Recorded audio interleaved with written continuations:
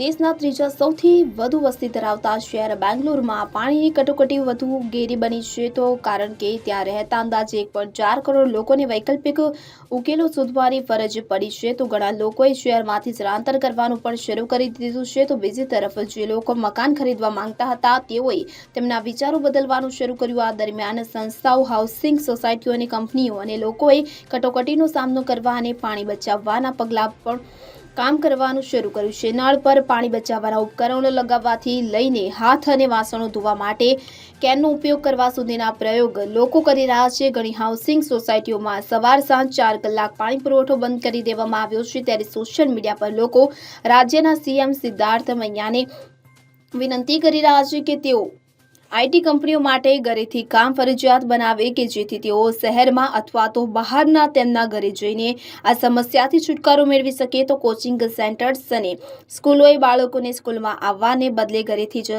Class લેવાની સલાહ આપી છે. Bureau report CN24 news.